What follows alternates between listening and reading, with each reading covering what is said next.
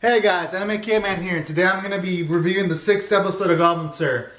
And I gotta say, this episode, while it wasn't like the super rebound that I wanted from what I wanted from the series, at the very least this episode was pretty serviceable, because we get to see some character development from the priestess, because you see her be more resourceful by actually applying what she learned from the first episode in regards to goblins being attracted to flames, because they think it could be an adventurer, to applying it by using this magical light to put it on the alligator's tail so that he would slaughter these goblins that were using these boats.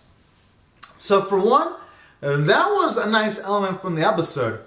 And then in regards to other positives, I like how you get to see the elf and Goblin Slayer bond a bit too, because it was nice to see even her broker a deal saying that after this Goblin Slayer quest, let's go on an adventure.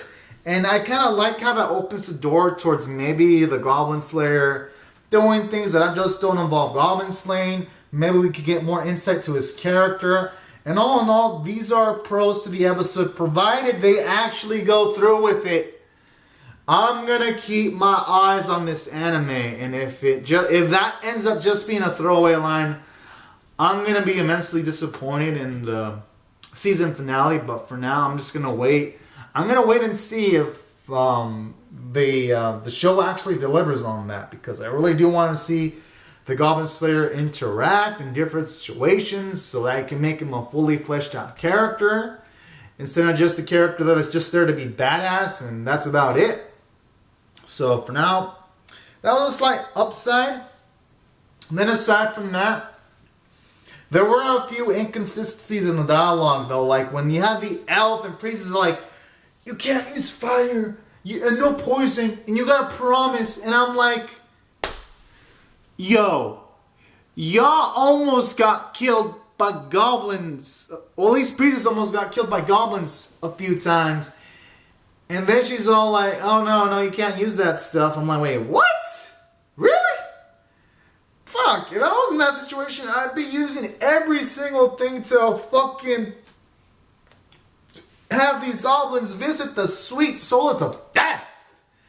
If I was in those situations. So that made the dialogue kind of inconsistent.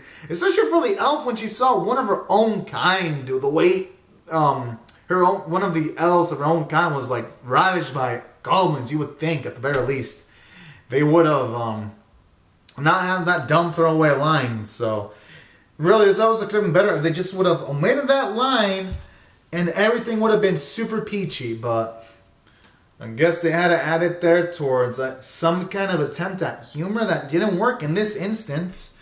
So that was a bit inconsistent. And then aside from that, it was interesting to see how at the beginning, you had this hero take down multiple demon lord underlings. I mean, I guess that was pretty interesting. Who knows? I mean, it'd be nice to see if they could go into a run-in with like Goblin Slayer later on. At least I hope they can run in with like the main cast, and it's just not there just to have a cute chick with the sword just do badass shit just because. Because if they really just put that there just to have a cute chick doing badass shit, I'm just gonna be like, what the fuck are they doing with the screen time? So for now, I'm not gonna criticize that, but hopefully they can use that for something useful.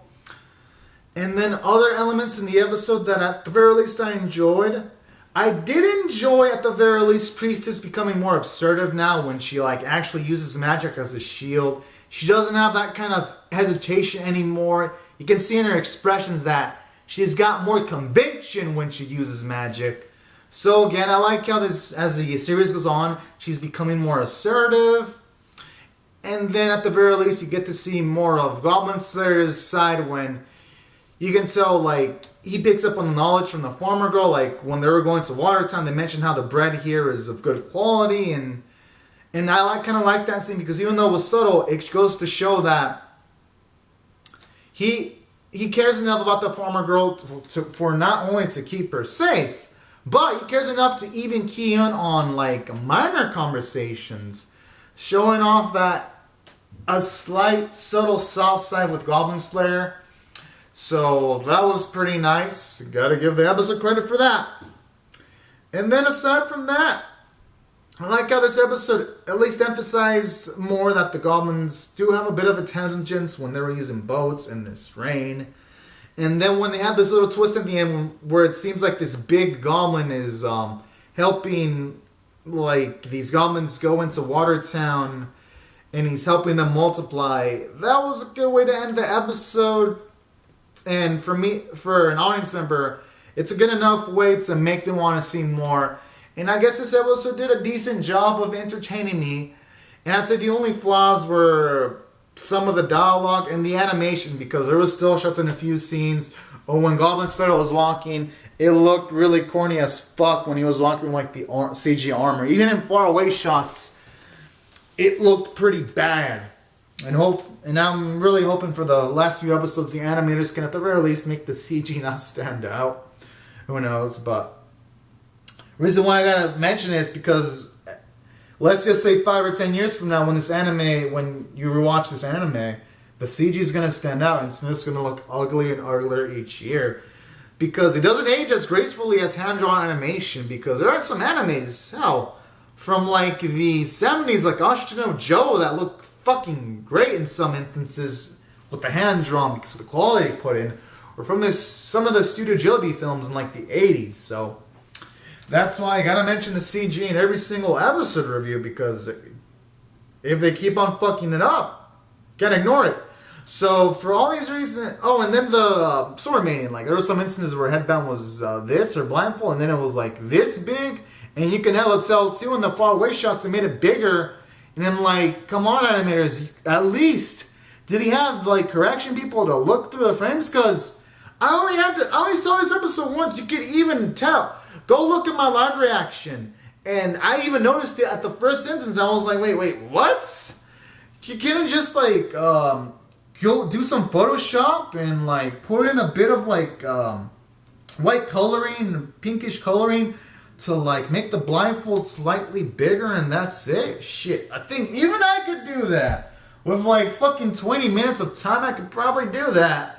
Yet the animators didn't take care to do that, so. And then there was a few still shots in the episode. So animation was from competent in some scenes to incompetent. But aside from that, the content in the episode was decent. And for these reasons, while I'm not going to rate this episode like super high, I'm not going to rate it super low, and it's still a bit above average of 6 out of 10. So anyways, guys, these are my thoughts. Rate your comment your thoughts below in the comment section. Rate the video, subscribe if you want to see more reviews, and I'll see you guys later. Bye-bye.